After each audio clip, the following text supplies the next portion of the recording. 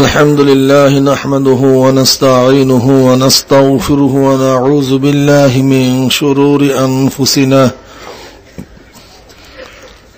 من يهد الله فلا مضل له ومن يضلله فلا هادي له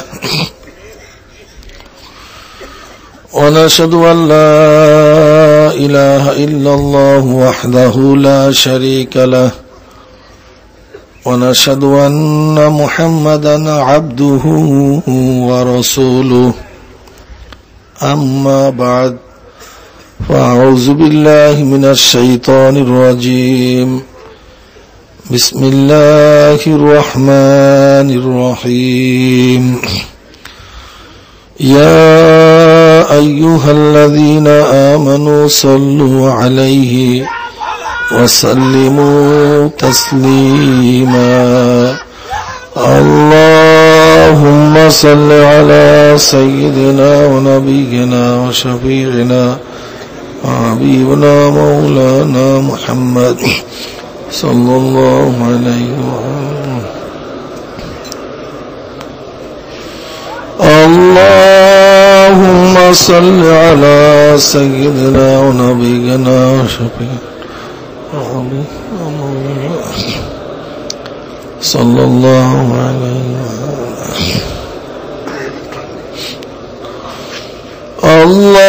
اللهم صل على سيدنا ونبينا وشفيعنا وحبيبنا مولانا محمد صلى الله عليه وسلم أعوذ بالله من الشيطان الرجيم بسم الله الرحمن الرحيم فاذكروني أذكركم صدق الله مولانا العظيم وصدق رسول النبي الكريم الله فقر بندا جناب محمد رسول الله صلى الله عليه وسلم أمت گن আল্লাহ পাক রব্বুল আলামিন আপনাকে আমাকে চরমনাই বার্ষিক মাহফিলের অগ্রহণ মাসের দ্বিতীয় দিনে প্রথম বৈঠকে বসার মতো বলার মতো শোনার মতো তৌফিক দান করছেন এর জন্য শুকরিয়া তান আমরা সবাই বলি আলহামদুলিল্লাহ। আমার কত ভাইয়েরা আসার নিয়ত করছিলেন কিন্তু আসতে পারে না, বিভিন্ন সমস্যা আসতে পারেনি। আবার কেউ আসছেন কিন্তু ময়দান পর্যন্ত আসতে পারেন নাই, আল্লাহ পাক কবুল করিয়া ফেলাইছেন। কালকে রাত্রে যে জানাজা পড়ছেন পাবনার থেকে আসতেছিলেন কিন্তু আল্লাহ পাক রব্বুল আলামিনের ডাকে সাড়া দিয়ে বিদায় হয়ে গেছেন।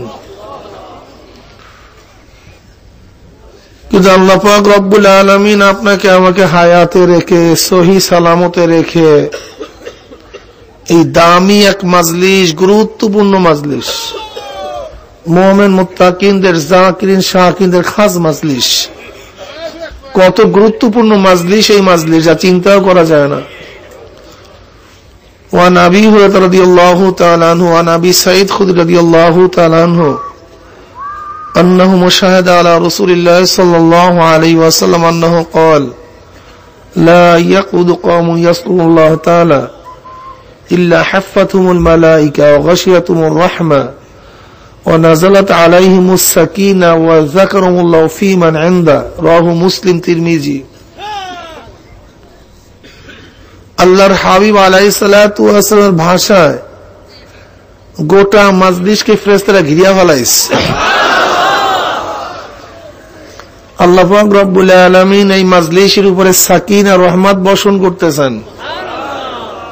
শুধু তাই নয়, মাওলার নিকটে যে মুকাররব ফেরেশতা আছে তাদের সামনে এই মাজলিস নিয়ে আল্লাহ পাক রব্বুল আলামিন আলোচনা শুরু করিয়া দিয়েছেন। এত গুরুত্বপূর্ণ মাজলিস, এমনিতে গুরুত্বপূর্ণ, আর চরমনাইয়ের ময়দান খাস খাস আল্লাহ ওয়ালা এখানে উপস্থিত হন। আমাদের শায়খ মুর্শিদ নওয়ার আল্লাহু মারকাদাহু এরকম অনেক কথা বলছেন যে মাজলিসের মধ্যে এমনও কিছু লোক থাকে যারা 3 দিন পর্যন্ত কিছুই খায় না। কালকে আব্দুল আউয়াল সাহেব দামাত বরকাতুহুম কারি ইব্রাহিম সাহেব রহমাতুল্লাহ ঘটনা শুনাইছেন। এই মাজলিস এত গুরুত্বপূর্ণ, এত দামি মাজলিস। وعن أبي هريرة رضي الله تعالى عنه قال قال رسول الله صلى الله عليه وسلم إن لله ملائكة يطوفون في الطرق يلتمسون أهل الذكر فإذا وجدوا قوما يذكرون الله تعالى تنادوا هلموا إلى حاجتكم فيحفونهم بأسنة والسماء الدنيا فيسألهم ربهم عز وجل وهو أعلم منهم ما يقول عبادي تقول يسبحونك ويكبرونك ويحمدونك ويمجدونك يقول الله عز وجل هل رأوني يقولون لا والله ربي ما رأوك يقول كيف لا رأوني يقولون لو أنهم رأوك كانوا أشد لك عبادة وأشد لك تمجيدا وأكثر لك تسبيحا يقول الله عز وجل فما يسألني يقولون يسألونك الجنة يقول هل رأوها يقولون لا والله ربي ما رأوها يقول كيف لا رأوها يقولون لو أنهم رأوها كانوا أشد لها حرصا وأشد لها طلبا وأعظم فيها رغبة يقول الله عز وجل فما يتعوذون يقولون من النار يقول هل رأوها يقولون لا والله ربي ما رأوها يقول كيف لا رأوها يقولون لو أنهم رأوها كانوا أشد لها مخافة وأشد من فرارا يقول الله عز وجل أشهدكم أني قد غفرت لهم يقول الملك من الملائكة فيهم فلان ليس منهم إنما جاء لحاجة يقول الله عز وجل هم الجلساء لا يشكى جليسهم رواه البخاري সুবহান আল্লাহ। গুরুত্বপূর্ণ মাজলিস। আল্লাহর হাবিব আলাইহিস সালাতু ওয়াস সালাম ফরমান, মাওলা পাকের তরফ থেকে তার খাস বান্দাদেরকে খোঁজার জন্য, কোথায় তার খাস বান্দারা আছে তাদের খোঁজার জন্য একদল ফেরেশতা জমিনের মধ্যে ভ্রমণ করতেছে, ঘুরিয়া বেড়াইতেছে। ইয়াতুফুনা ফিত তুরুক, বিভিন্ন রাস্তায় বিভিন্ন এলাকায় ঘুরতেছে, কোথায় জাকিরিনদের জামাত পাওয়া যায়, কোথায় এদের সন্ধান পাওয়া যায়। কেউ তো চলে গেছে মক্কায়, কেউ চলে গেছে আফ্রিকায়, কেউ চলে গেছে বঙ্গোপসাগরে, ঘুরতেছে কাদের খোঁজে? কোথায় জাকিরিন পাওয়া যায়, কোথায় মাওলা পাকের বান্দারা আমার মাওলার মুহাব্বতে তার নাম জবানের মধ্যে উচ্চারণ করতেস, তাদের খুঁজে ঘুরে বেড়াইতেস। যেরকম আমাদের মধ্য থেকে কোন জিনিস হারানো গেলে আমরা দলে দলে বিভক্ত হয়ে সেই জিনিসকে খুঁজতে থাকি। আমাদের দলের মধ্যে কোন এক দল যদি হারানো জিনিসকে পেয়েই বসে, এক দল আর এক দলকে ডাক দেয়, ভাই জলদি আয়, যে জিনিসের খুঁজে নামছি সেই জিনিস পাওয়া গেছে। কিরকম হয় না, ভাই জলদি আয়, পাওয়া গেছে, জলদি আয়। অমনিতেই দেখছেন ওই আমাদের অন্য অন্য দলের লোকগুলি যে জিনিসের খুঁজে নামছিলাম সেই জিনিসের কাছে ভিড় জমায়া ফেলায়। পাওয়া গেছে এত সন্ধানের পরে। ঠিক ফেরেশতাদের দলের মধ্য থেকে কোন এক দল যদি জাকিরিনদের সন্ধান পেয়েই বসে, একদল আলাদা তানা দাও হালুম্মু ইলা হাজাতিকুম, জলদি আয়, জলদি আয়। দুনিয়ার মধ্যে যাদের সন্ধানে আসছিলাম ওই জামাতকে, ওই কওমকে চরমোনাইয়ের ময়দানে পাওয়া গেছে, সন্ধান পাওয়া গেছে। এরা সম্মানিত, এরা মাওলা পাকের পাগল, মাওলা পাকের প্রেমিক, মাওলাকে মোহাব্বত করে বিধায় তো মাওলার জিকির। মান আহাব্বা শাইয়ান আকসারা যিকরাহু, যে জিনিসকে বেশি মোহাব্বত করে সেই জিনিসের স্মরণও সেই ব্যক্তি বেশি করে। যেহেতু তারা মাওলার পাগল, মাওলার আশেক, এরা সম্মানিত, এদের সম্মান অর্থে গোটা মজলিসকে ফেরেশতারা পাকড়ে দিয়ে হিরা ফেলাইছে ইলা সামাই দুনিয়া, প্রথম আসমান পর্যন্ত।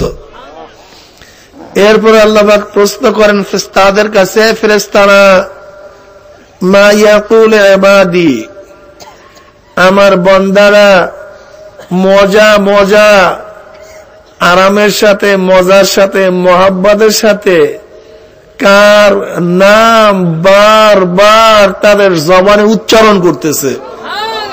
মা ইয়াকুলু ইবাদি, আল্লাহ পাক এই প্রশ্ন করেন নাই মা ইয়ামালু ইবাদি, আমার বান্দারা কি আমল করতেছে, এই প্রশ্ন করেন নাই। মা ইয়াকুলু ইবাদি তালাফফুজ বিল লিসান, জবানের দ্বারা যে উচ্চারণ করা হয় তাকে মা ইয়াকুলু ইবাদি, ঠিক না? আমার বান্দারা তাদের জবান দিয়া কার নাম বারবার উচ্চারণ করতেছে রে? কে প্রশ্ন করছেন? আল্লাহ প্রশ্ন করছেন। এখানে একটা কথা মনে রাখতে হবে, জিকিরের তো অনেক অর্থই আছে। জিকির কোরআন, ইন্না নাহনু নাযালনা যিকরা, জিকির নামাজ, ফাসআউ ইলা যিকরিল্লাহ, জিকির নসিহত, ফাযাক্কির ফাইন্না যিকরা, আবার তার মর্যাদাকে বুলন্দ করাও জিকির, ওয়ারাফা'না লাকা যিকরাক।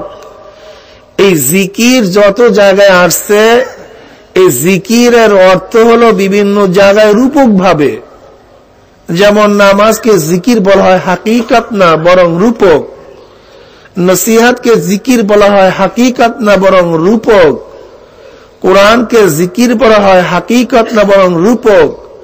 কিন্তু জিকিরের হাকিকত মূল অর্থ হলো আত-তালাফফুযু বিআহদি আসমাই তাআলা বিতরিকিন খাসিন, মাওলা পাকের কোন একটা নামকে বিশেষ পদ্ধতিতে জবানের মধ্যে বারবার উচ্চারণ করাই হলো জিকিরের মূল অর্থ। বুঝেন নাই? যেমন কোন ব্যক্তি হজ করার জন্য গেছে, আপনি তাকে কি বলছেন? লোকটা কি জিকির করে আসছে না হজ করে আসছে? কেন হজের মধ্যে কি জিকিরের অর্থ নাই? মা ইয়ারফাউ বিহি দারাজাত, যার দ্বারা বান্দার দরজা বুলন্দ হয় তাকেই তো জিকির বলা হয়। হজের দ্বারাও তো বান্দার দরজা বুলন্দ হয়েছে, জিকির বললেন না কেন? জাকিরিন আসছে, এই কথা বললেন না কেন? কোন ব্যক্তি নামাজ পড়তেছে, আপনি কি বলেন? লোকটা জিকির করতেছে, তো ফাসাউ ইলা যিকরিল্লাহ যে বলা হয়েছে, আপনি তাকে কেন বলতেছেন যে জিকির করে না বরং নামাজ পড়ে? কোন ব্যক্তি তেলাওয়াত করতেছে তালিকে, আপনি কি বলেন? বৈশা বৈশা কি জিকির করতেছে? কি বলেন? বলেন। কোন ব্যক্তি রোজা রাখতেছে, আপনি কি বলেন? লোকটা জিকির করতেছে। যদিও এর দ্বারা বান্দার দরজা বুলন্দ হয়, জিকিরের অর্থের মধ্যে আছে, কিন্তু এটা হাকিকত না, রূপক। কিন্তু এক ব্যক্তি বৈশা বৈশা সুবহানাল্লাহ সুবহানাল্লাহ, আপনি কি বলতেছেন? লোকটা কি কথা বলেন না কেন? এই তো জিকিরের হাকিকত অর্থ। আপনাকে বলতে হয় না। এক ব্যক্তি বসে লা ইলাহা ইল্লাল্লাহ, আপনাকে ব্যাখ্যা দেওয়ার প্রয়োজন নেই। অমনি লোকটা করে কি ভাই? লোকটা জিকির করে। এইটা তো জিকিরের হাকিকত অর্থ, মূল অর্থ। কি কথা ঠিক না? অন্য ব্যাখ্যার দরকারটা কি? আমি এখন কি করতেছি? বয়ান করতেছি। আমার কেউ কি বলবে হুজুরে বসে বসে জিকির করতেছে? যদি এর মধ্যে জিকিরের অর্থ পাওয়া যায়, কিন্তু রূপক, হাকিকত না। আর হাকিকত জিকিরের অর্থ হলো মাওলা পাকের জাত এবং সিফাতের কোন একটা নামকে বারবার জবানের মধ্যে উচ্চারণ করা। এটা জিকিরের হাকিকত অর্থ, মূল অর্থ। কিরে বান্দারা কাকে ডাকে? বলে মাওলা, ওরা তো বৈশা বৈশা সুবহানাল্লাহ সুবহানাল্লাহ করে। ইউসাব্বিহুনাকা সুবহানাল্লাহ সুবহানাল্লাহ, ওরা বসে বসে সুবহানাল্লাহ সুবহানাল্লাহ করে। ওয়া ইয়াহমাদুনাকা আলহামদুলিল্লাহ আলহামদুলিল্লাহ।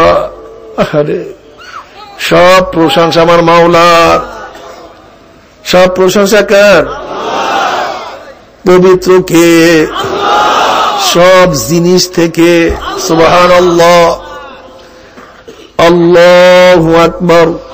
ওয়া ইউকাব্বিরুনাকা, ওরা তোমার বরকত বয়ান করতেছে। আল্লাহু আকবার। সব জিনিস থেকে, আলা কুল্লি শাই, সব দিক থেকে, সব জিনিস থেকে কে বড়?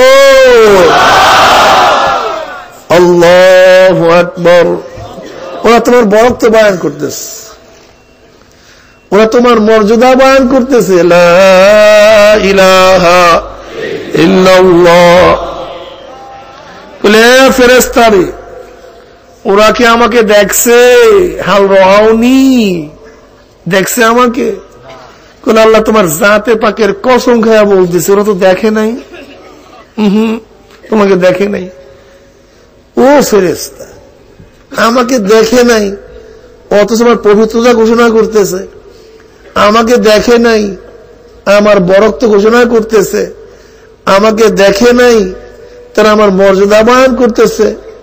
না দেখেই জিকির করতে করতে জবানের সব গুণগুড়িয়া ফেলাইছে। কাইফালা রাউনি, যদি দেখতো তাহলে অবস্থাটা কি হইতো? না দেখেই অবস্থা, যদি দেখতো। মাওলা রে, দেখেই যদি ফালাইতো তাহলে তোমার ইবাদতের মধ্যেই মশগুল থাকতো, তোমার তাসবিহ আরো বয়ান করতো, তোমার বরকত আরো বয়ান করতো, ওই কালই থাকতো, আর কোনো কাজই তো করতো না। কারণ জান্নাতের মধ্যে জান্নাতীরা সব সময় মাওলার তাসবিহাতের মধ্যে ব্যস্ত থাকবে। দেখে ফেলাইছে তো, ওই একই কাজ করবে। ও ফেরেশতা, আমার বন্দারা আমার কাছে কি চায়? চায় কি? মাওলা, ওরা তো কান্দিয়া কাটিয়া তোমার কাছে জান্নাত চায়। দেখছে জান্নাত? তোমার জাতে পাকের কসম খাইয়া বলতেছি, ওরা জান্নাত দেখে নাই তো। না দেখে এত চাওয়া চাই, যদি দেখে ফেলাই তো মাওলা, দেখেই ফেলাই তো, তাহলে তো জান্নাতের জন্য পাগলই হয়ে যাইত। কিসের দুনিয়া আর কিসের ফুনিয়া, কোন হুশই থাকতো না। কি কথা ঠিক না? পাগল হয়ে গেছে জান্নাতে।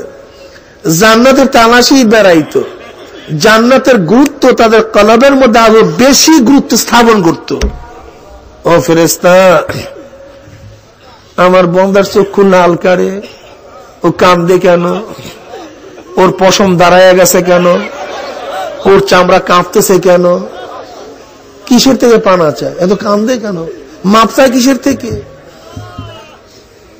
তাকশাইরু মিনহু জুলুদুল্লাযীনা ইয়াখশাউনা রাব্বাহুম সুম্মা তালিনু কুলুবুহুম ওয়া জুলুদুহুম ইলা যিকরিল্লাহ। আল্লাহু আকবার। আলাম ইয়ানিল্লাযীনা আমানু আন তাকশা কুলুবুহুম লিযিকরিল্লাহ ইন্নামাল মুমিনুনা আল্লাযীনা ইযা যুকিরাল্লাহু ওয়াজিলাত কুলুবুহুম ওয়া ইযা তুলিয়াত আলাইহিম আয়াতুহু যাদাতহুম ঈমানাও ওয়া আলা রাব্বিহিম ইয়াতাওয়াক্কালুন।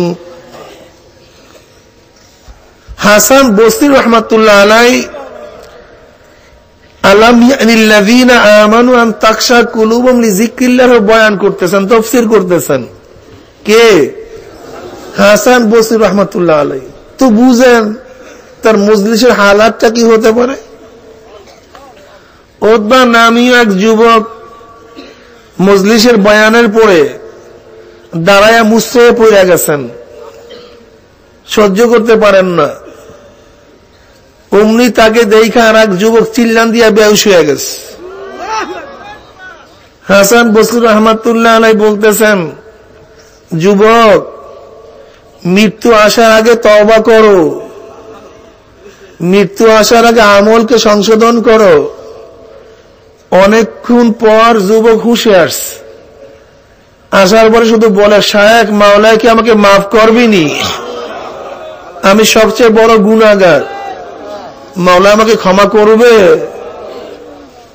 হাসান বসরি রাহমাতুল্লাহ আলাইহি বলেন, যুবক, আমার মাওলা অনেক দয়াবান, অনেক ক্ষমাশীল।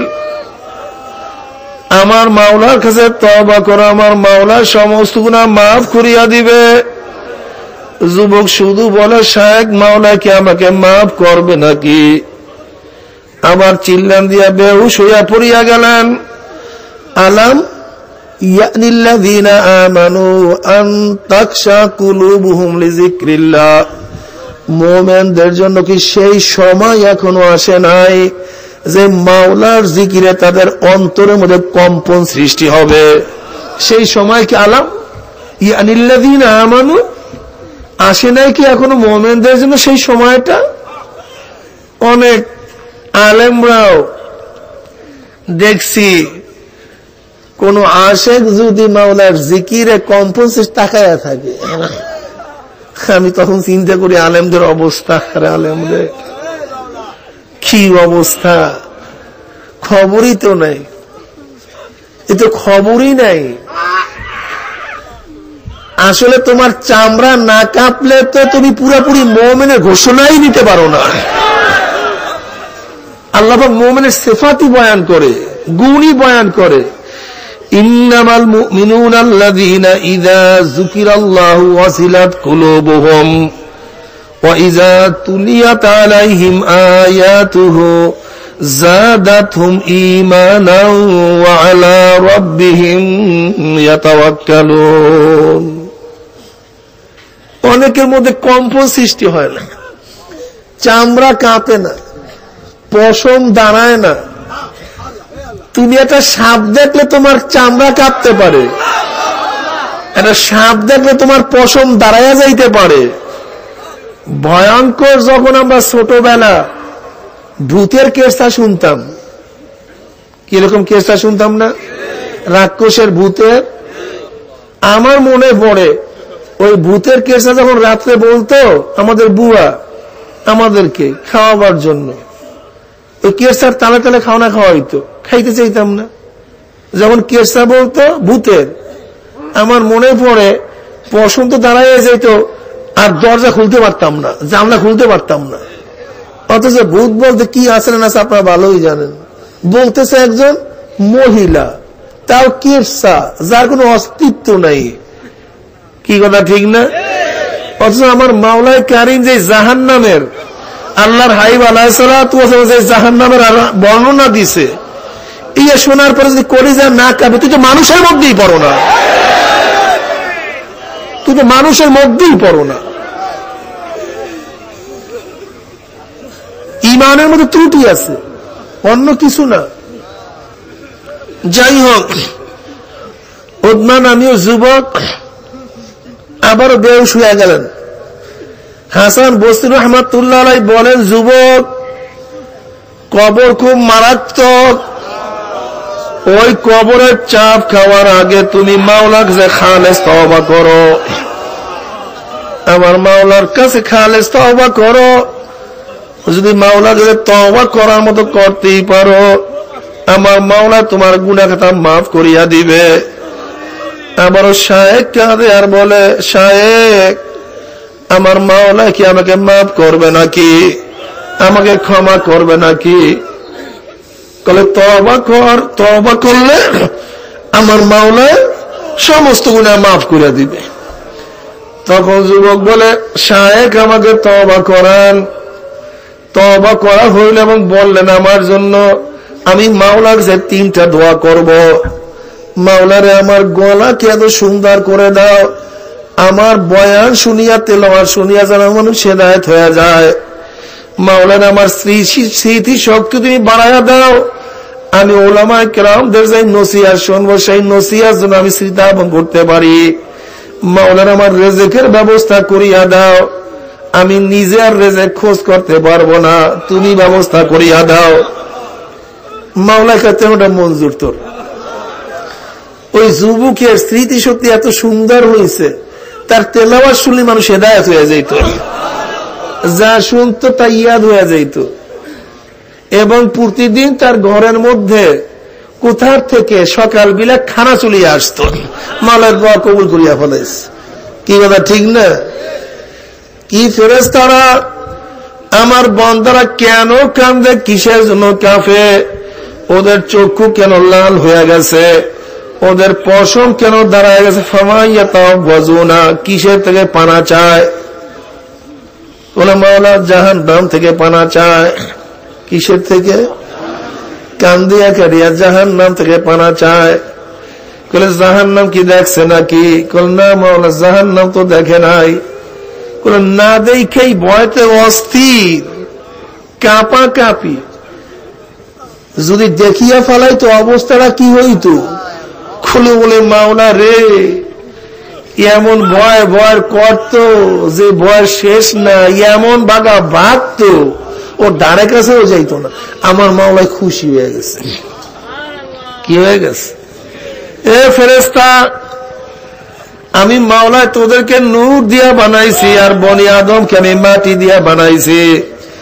আমি তোদের মধ্যে কাম উত্তেজনা বলতে কিছুই দেই নাই, লোভ বলতে কিছুই দেই নাই। গান শোনার আকর্ষণ তোদের কানের মধ্যে আমি সেট করি নাই। কোন মেয়েদের দিকে তাকাবার কোন স্পৃহা তোদের চোখের মধ্যে আমি দান করি নাই। কোন হারাম খাওয়ার কোন লোভ তোদের জবানের মধ্যে আমি দেই নাই। তোদের কলবের মধ্যে গুনার কোন চিন্তা ভাবনা সৃষ্টি হওয়ার মতো সেই কলব তোদেরকে দান করি নাই। তোরা তো আছো পবিত্র, তোদের মধ্যে কিছুই নেই।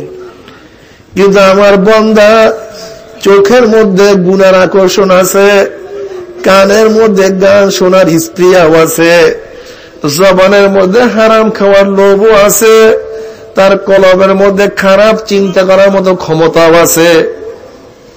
এই বন্দারা তখন বসে বসে গানও শুনতে পারতো, আমার এই বন্দারা তখন ড্যান্সও দেখতে পারতো, এই বন্দারা তো গুনার কাজেও লিপ্তে থাকতে পারতো।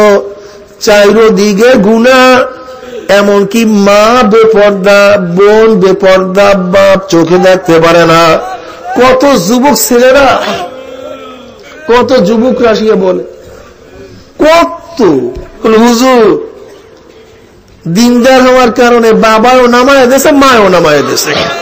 মা আপন মা, আপন মা নামায় দিয়েছে।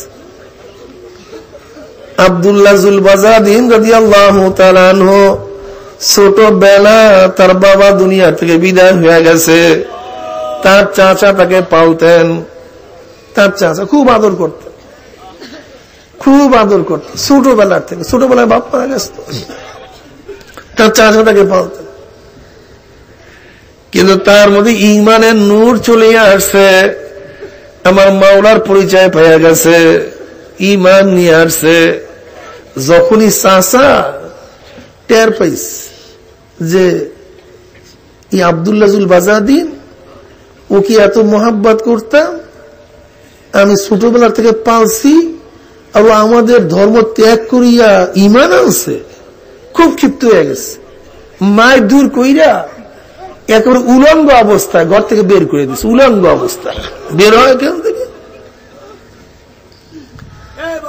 যেহেতু ঈমান আনছে, মায়ও ভালো পছন্দ করেন এই ব্যাপারটা, তার কাছেও খারাপ লাগছে। ঈমান আনছে কেন? কিন্তু যেহেতু তার সন্তান উলঙ্গ অবস্থা দেখতেও পারে না, সেটা চাদর দিছে, মেলামার একটা চাদর দিছে, নেই চাদরটা যাক, কিন্তু মায়ও ঘরে রাখে নাই, চাদর দিছে ঠিকই। আব্দুল্লাহ জুলবাজাদিন রাদিয়াল্লাহু তাআলা চাদরটাকে দুইটা ভাগ করিয়া ফেলাইছে। একটা চাদর দিয়া প্যাঁচ মারছে, আর একটা চাদর গায়ে মারছে। পাগল পাগল অবস্থা। আল্লাহর হাবিবের দরবারে চলিয়া গেছেন। দরজার সামনে মনের ব্যথা আমার মাওলাকে ডাকা শুরু করছে, আল্লাহ আল্লাহ। দরজার সামনে বসিয়া বসিয়া আমার মাওলাকে ডাকে, আল্লাহকে এমন ভাবে ডাক মারছে, আল্লাহ যতই কষ্ট করি সব ছাড়ব, আমি তোমাকে ছাড়তে পারবো না। বসে বসে ডাক। ওমর রাদিয়াল্লাহু তাআলা বলেন, লোকটা রিয়াকার।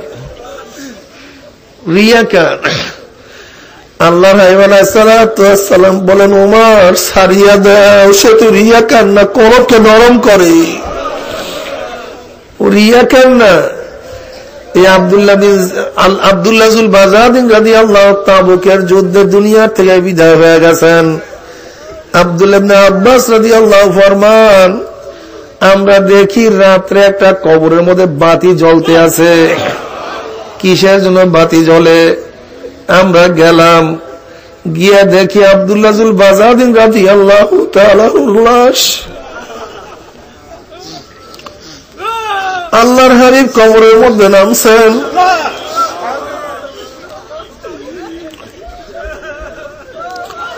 উমর ফারুক রাদিয়াল্লাহু তাআলা, আবু বকর সিদ্দিক রাদিয়াল্লাহু তাআলা কবরের উপরে আছেন। আল্লাহর হাবিব বললেন, ও আবু বকর, ওমর, তোমার ভাই লাশ আমার কাছে দাও, আমি তাকে নিজে কবরের মধ্যে রাখবো।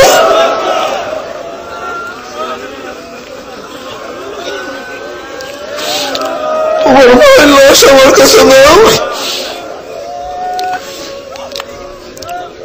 আল্লাহর হাবিব আলাইহিস সালাতু ওয়াস সালাম নিজে লাশকে কবরের মধ্যে রাখলেন। এরপর মাওলার কাছে দোয়া করে, মাওলা রে, আমি আব্দুল্লাহ ফের রাজি হয়ে গেছি, তুমিও তার ফের রাজি হইয়া যাও। আব্দুল্লাহ ইবনে আব্বাস রাদিয়াল্লাহু তাআলা ফরমান, এই দৃশ্য দেখিয়া আমার মনে হইছে যে এই লাশটা আব্দুল্লাহ না হইয়া আমার হইতো।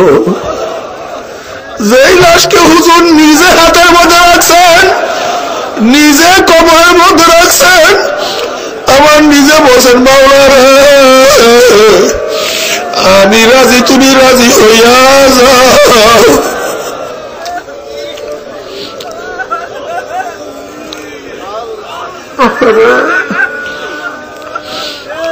মাওলার মোহাব্বত, মাওলার ভালোবাসা কি যে মজা।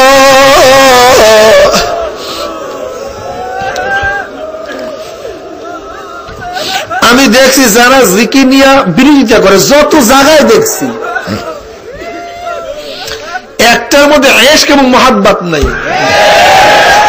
আমি খুব লক্ষ্য করে দেখছি, এদের নামাজের হালাত দেখছি, এদের কথোপকথন দেখছি, এদের হাসি তামাশা আমি দেখছি।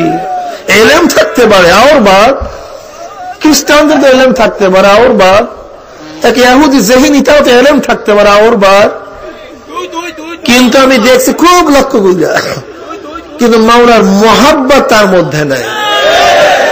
কেন? মাওলার মোহাব্বত থাকলে আমার মাওলাকে ডাক না দিয়ে পারে নাকি? এটা কেমন কথা হল? এটা মোহাব্বতের তাকাজা, এটা মোহাব্বতের চাহিদা। দেখবেন আপনি ঘরের মধ্যে ঢুকবেন, ঘরের মধ্যে ঢুকছেন, ছোট বাচ্চা কি বলতেছে, আব্বু আব্বু আব্বু আব্বু। বাচ্চাকে হাতে তুলে বলেন আব্বা আব্বা আব্বা, মা মা। মেয়েকে ঘরে ঢুকে মা মা মা। কি করেন কি করেন না? আজীব ব্যাপার, আজীব ব্যাপার। এটা কেন করবেন? ওই বাচ্চার মোহাব্বত অন্তরের মধ্যে এমন ঢুকছে, মোহাব্বত প্রকাশ করা যায় না। জমানের মধ্যে আব্বু আব্বু মা মাকে একটু ডাক মারে, কমপক্ষে ভিতরের বাষ্পটা কিছু হইলেও খালি হয়ে যায়। ঠিক আশিকদের অন্তরের মধ্যে যেই মোহাব্বত জমিয়া গেছে, এই মোহাব্বত প্রকাশ করার জায়গা পায় না। মোহাব্বত দেখাবার কোনো উপায় নাই, বাইরে করার কোনো উপায় তার মধ্যে নাই। কিন্তু কিভাবে মোহাব্বত প্রকাশ করবে? মাঝে মাঝে আল্লাহকে আল্লাহ, এই আল্লাহকে আর ডাক দিলে কিছুটা হইল বন্ধে একটু শান্তি পাওয়া যায়। খুব মজার ব্যাপার। হ্যাঁ, চুপ করেন, ওরকম করেন কেন? বসেন আপনি, এরকম করেন কেন? কি ধৈর্য ধারণ করেন। এটা মোহাম্মতের তাকাজা। একে আল্লাহর ওলি বলছে, আমি মাওলাকে ডাক দিলে আমার জবানের মধ্যে মজা লাগে, একটু মিষ্টি মিষ্টি লাগে, একটু ভালো লাগে। দুনিয়ার আশেক দেখবেন ওই দুনিয়ার ব্যক্তির নাম বারবার একটু লেখলে একটু ভালো লাগে, কি কথা ঠিক না? একটু তার তারিফ শুনলে ভালো লাগে। ঠিক আমার মাওলার আশেক আমার মাওলার কথা শুনলে একটু ভালো ভালো লাগে। সুবহানাল্লাহ, আলহামদুলিল্লাহ, আল্লাহু আকবার, লা ইলাহা ইল্লাল্লাহ। যেহেতু বন্দা মোহাব্বতের সাথে কাকে ডাক দিছে? সবাই বলেন না কেন একসাথে? আল্লাহকে ডাক দিছে। একতরফা হইছে, কি হয়েছে? আর মোহাব্বত তো একতরফা হয় না, এমনকি মোহাব্বত শব্দ উচ্চারণ করতে করে দুইটা হোট একত্রিত হইতে হয়, কি কথা ঠিক না? তুমি তো আল্লাহকে ডাক দিছ, একতরফা মোহাব্বত হয়ে গেছে। আমার মাওলায় বলে, আমি মোহাব্বত একতরফা করি না, তোরা আমাকে মোহাব্বত করে ডাক দিছ, আমি মাওলার কুদরাতে আর দূরে থাকতে পারি না। পারি, ডাক দিছ। বাচ্চা যদি ঘর থেকে মা খুঁয়া ডাক মারে, মা কিন্তু বাচ্চার ডাকে সাড়া না দিয়া পারে না। বাবাকে যদি বাচ্চা বিপদে পড়ে আব্বা খুঁয়া ডাক দেয়, সাড়া না দিয়া পারে না। কিন্তু আমার মাওলার মহাব্বত বন্দার মহাব্বতের শত শত গুণ বেশি। আমার মাওলাকে ডাক দিছ, মাওলা কি উত্তর দিবে? وعن أبي هريرة رضي الله تعالى عنه قال قال رسول الله صلى الله عليه وسلم قال الله عز وجل أنا عند ظن عبدي بي وأنا معه إذا ذكرني فإن